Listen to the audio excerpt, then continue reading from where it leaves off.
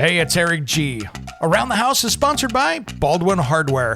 For 75 years, Baldwin Hardware has been known for its first-class quality and craftsmanship in door and cabinetry hardware. As an alumnus of the Baldwin Hardware Design Council, I can say I have seen the details and quality from design to the finished product. If you're looking for a new style and old-world craftsmanship, I can tell you there is only one Baldwin Hardware. Check out what would look great in your home at baldwinhardware.com.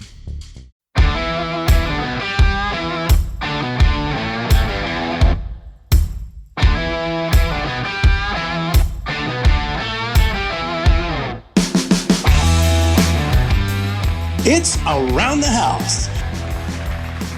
When it comes to remodeling and renovating your home, there is a lot to know, but we've got you covered.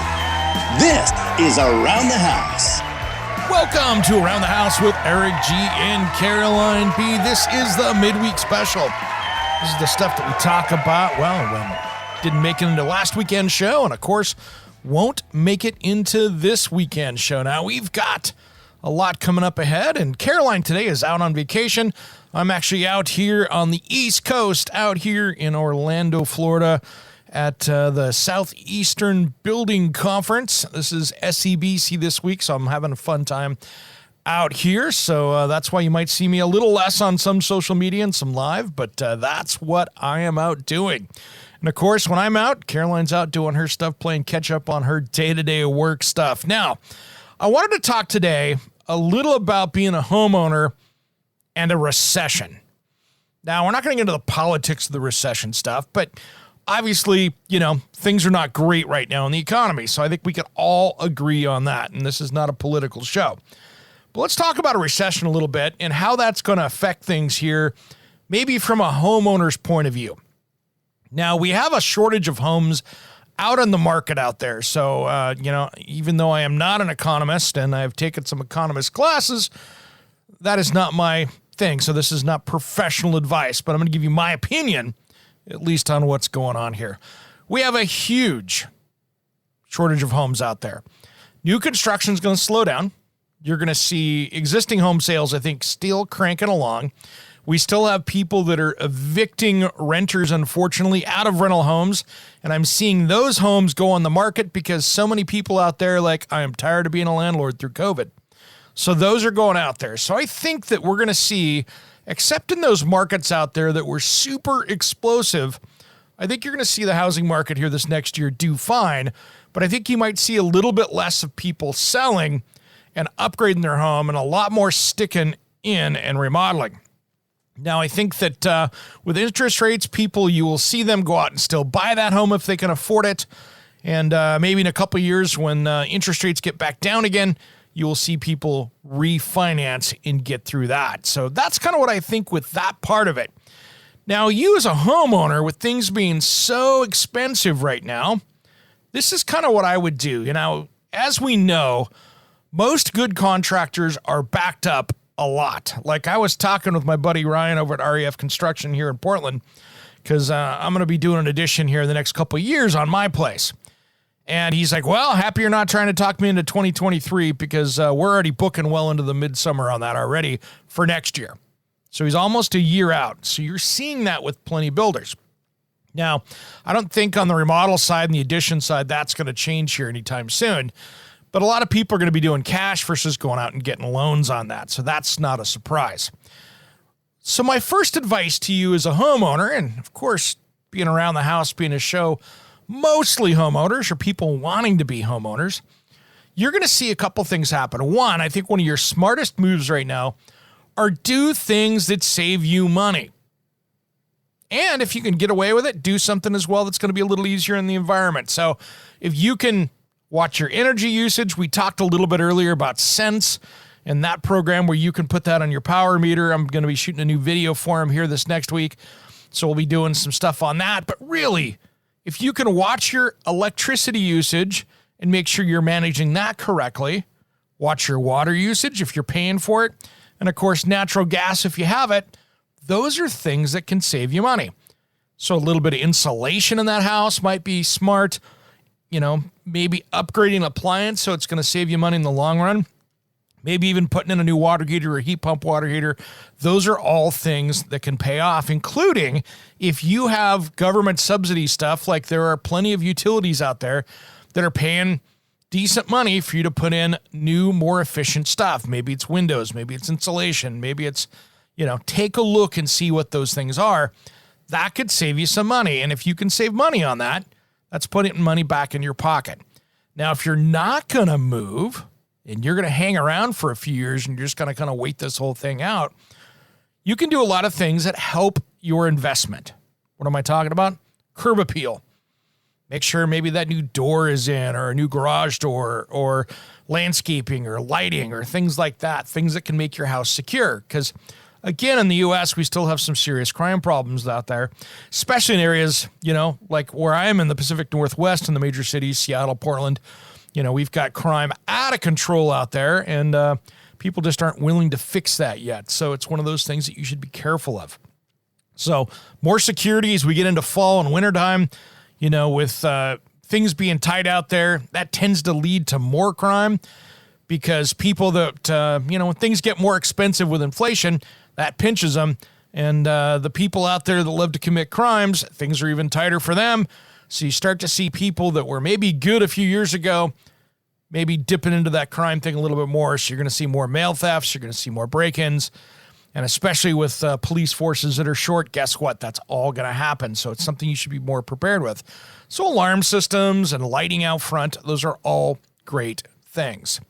And of course, if there's a way for you to do a heating and cooling system, those are not getting cheaper either. So if there's something you can do there to keep that, costs under control, maybe it won't pay for itself, but you can sure save some money in as well with that. So those are all great things to think about. So really, when you start coming through this stuff, be smart about what you're doing with your house. That house is going to continue to go up. I do not foresee in my crystal ball, and it's just that make-believe crystal ball, I don't see any crashes coming.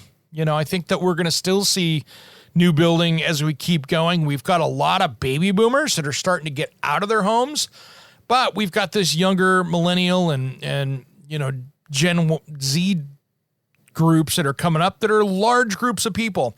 So I think those homes that are coming out of the baby boomers' hands going into the millennials' hands, I think those are going to wash themselves up pretty good. So I think that we're still going to see great housing demand out there. I mean, even in my neighborhood here, I'm still seeing plenty of homes that have gone on the market recently. But you're starting to see in my situation where, I'm in a fairly great neighborhood. We are kind of in the luxury area of the Portland metro area. So we have a lot of people, since our crime is low here, moving out of the more metropolitan parts of the city of Portland that have the high crime. They're coming over here to raise their kids and put their kids in good schools and that kind of thing. So there's still going to be a demand for that kind of thing. So those are some tips there to think about here with owning a home in a recession, making sure that you've got money put away in case things get a little tight with the job. Watch those savings, get that stuff paid down, all the normal stuff you do financially in your life. Make sure that you've got that dialed in and you're going to be good to go. And for us here, I think in the Pacific Northwest where I'm located, making sure that things are safe through fire season here for the rest of the time is going to be big as well, because I still think, as dry as we are now, we still have some fire season left of us here on the West Coast that we haven't had the weather to really do that. But one lightning storm coming through the area here, we're going to have West Coast fires again. And even though we've got stuff in California, it's not over yet, folks. And it's just like hurricane season on the East Coast.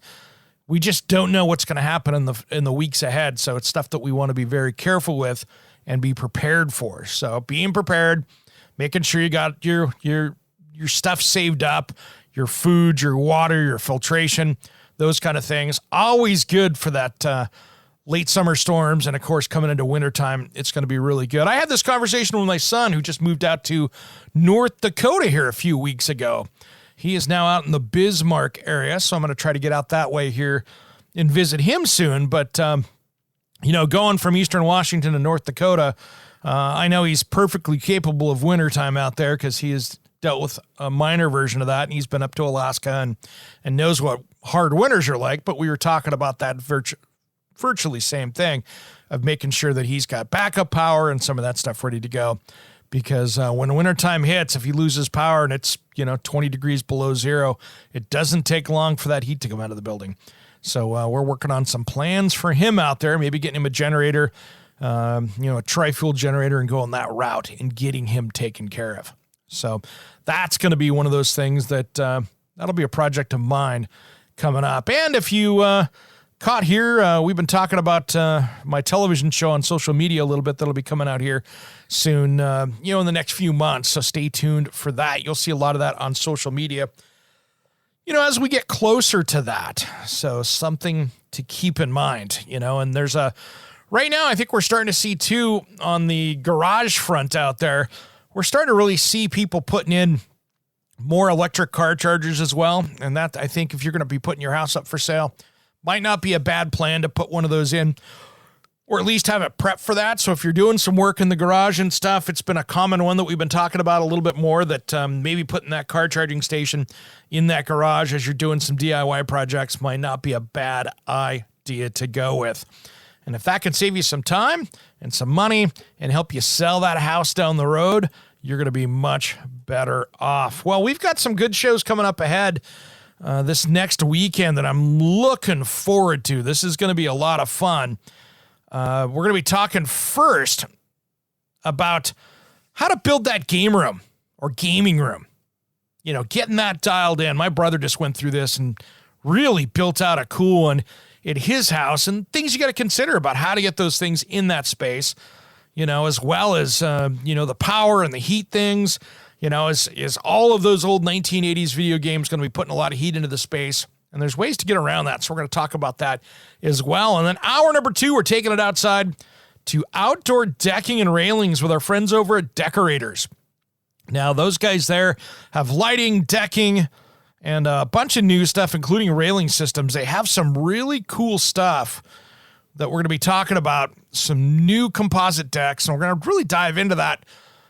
People call it a composite deck, but there's many different types of composite decks, so we're going to talk about that, as well as their multiple railing systems. There's a lot of great DIY stuff that they've got, so I think that's going to be a lot of fun and a great conversation with you, so I think I'm looking forward to that one. It's going to be really cool. So something to consider.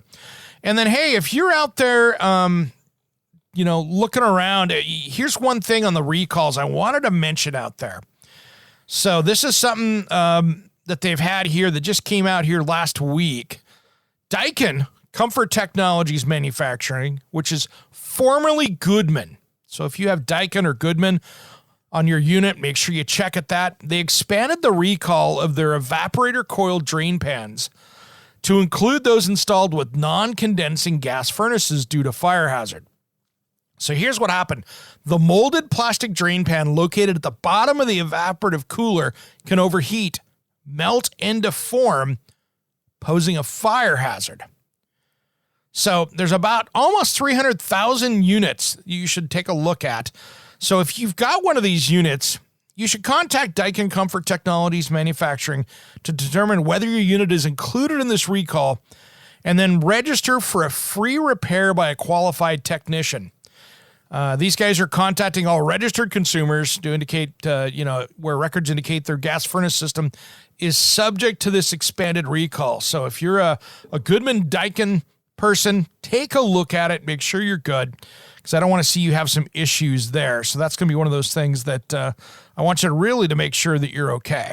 So that's a big deal right there. So I want to make sure that that we catch that before you have a fire hazard. Anytime we see something like that where we could have a fire hazard, that can be a huge deal. So make sure you've got that. And then there's some other stuff here too that we're watching out for. There's a bunch of stuff, and you can head over to the Consumer Product Safety Commission for their recalls and take a look over there. The other thing that I'm seeing a lot of right now as far as recalls go is there's a lot of outdoor power equipment. So a lot of the ATVs and, off-road motorcycles and stuff are getting recalled out there. I'm seeing one by Textron, one by Segway, which is a quad type, and KTM North America have got some issues there as well. So Be careful with that.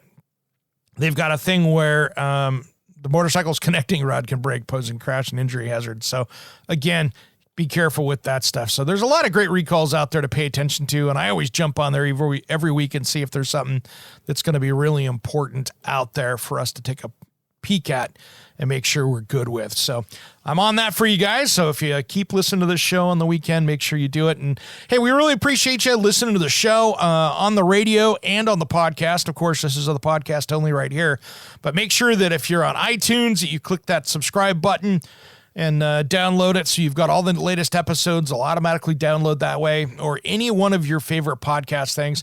And then we'd love to hear comments, so you can head over to aroundthehouseonline.com, where you can put in a question to us. If you've got a DIY home improvement question that's just begging, you can't find an answer for, you're just begging to fix it, make sure that you give us a yell over there. We will do what we can to get on there. And if it's a great question, we'll try to put you on the show as well with that question, where we can get together and Caroline and I will help you out. And you can do that. Message us over at aroundthehouseonline.com and we will get you right there. All right, everybody, have a great rest of the week. Make sure you tune into the show this weekend. We've got a great one ahead. And watch out for my stuff this week for the Wednesday, Thursday, here for the Southeastern Building Conference. I'll be there as the MC up on the demo stage, working with some great people. So expect to see some stuff on social media, Facebook and Instagram. Have a great rest of the week. For Caroline B., I'm Eric G., and you've been listening to Around the House.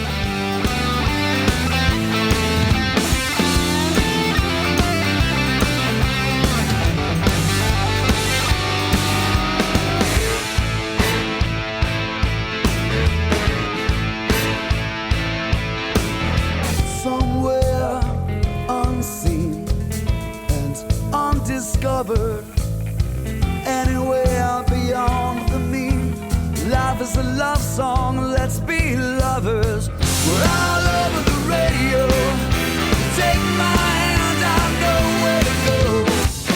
All over the radio with you. Hey, it's Eric G. from Around the House. Are you planning a decking or siding project this year?